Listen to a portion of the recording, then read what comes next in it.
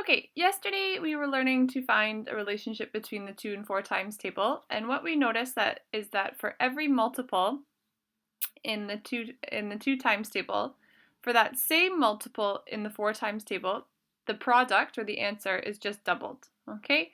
So we knew that if we double 2, we get 4, but if we double 2 times 2, or 2 times 2 is 4, and if we double that, we get 8, and 4 times 2 is 8. So for every multiple of the 2 and 4 times table, the product of the 4 times table is just double that. Okay. Today what we're going to do is we're going to look at finding patterns in multiplication by doubling. And you may have already guessed this, but it doesn't just apply to the 2 times table and the 4 times table. We're going to look at the 8 times table as well, and then we're going to look at the 3 and the 6 times tables. Okay, so if we look here, we're going to multiply by 1, and as you can see, 2 times 1, so one lot of 2 is just, the answer is just 2, okay?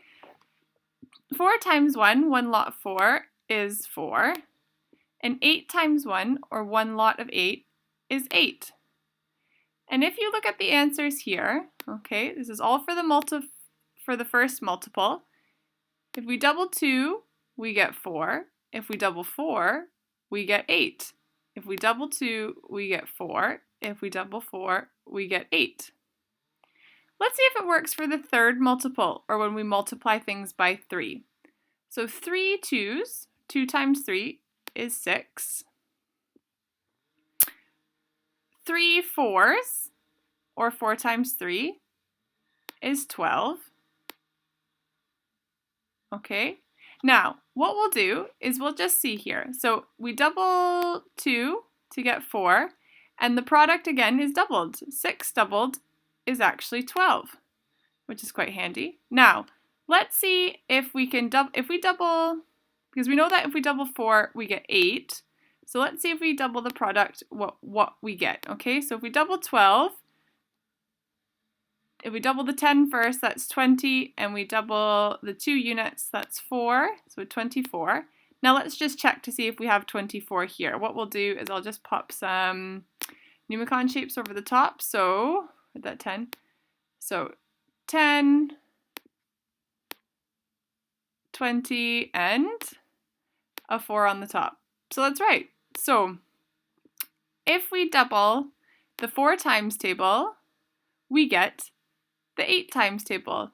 So if you're trying to work out your 8 times table, you can actually start with your 2 times table, figure it out, double it to get the 4 times table, and then double it again to get the 8 times table. I'll just delete these. Okay, so the relationship just builds and builds and builds.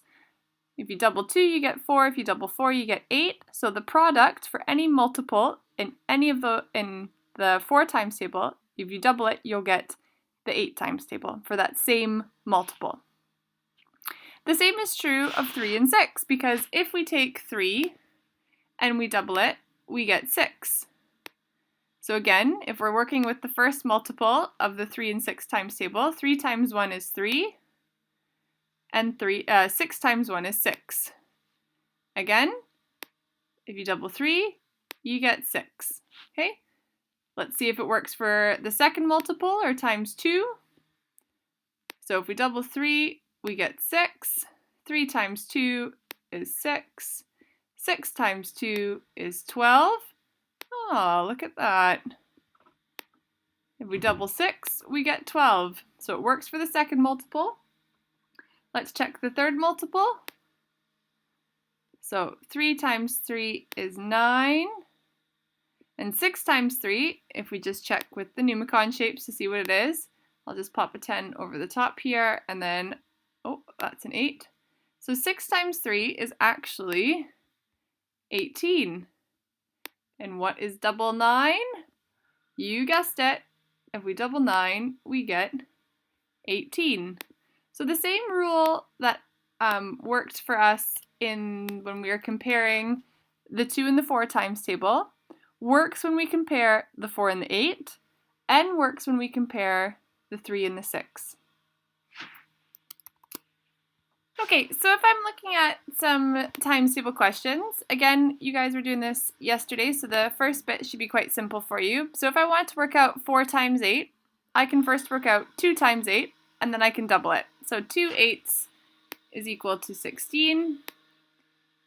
And so if I want to work out 4 times 8, I'll just double 16. So 2 sixes is 12, 2 tens is 20, 20 and 12 together makes 32. All right, I could work that out.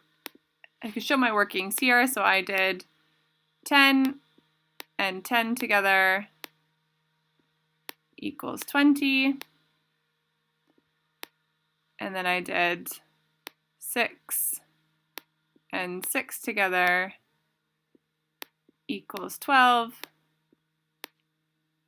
And then I added the 2 tens is 3 tens and then 2 units, so 32. Okay.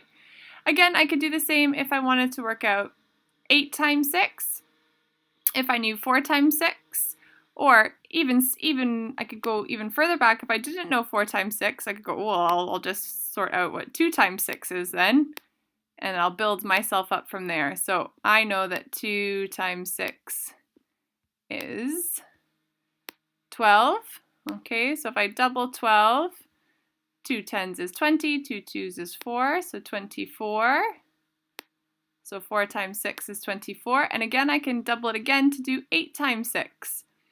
So 2 fours is 8, 2 twos is 4, so 48. So all of us, I had this really tricky problem. I had 8 times 6 and I didn't know how to solve it. And instead I just thought, well, I'll just work backwards. I could work out 4 times 6, and if you couldn't work out 4 times 6, then you can work out 2 times 6, and then just practice some doubling. And again, the same thing works for if we have 3s and 6s. So if I'm given something like 6 times 7, and I can't work that out, well, just work with your 3 times table. 3 times 7 is 21. And then if I double 21, I get 2 1s is 2.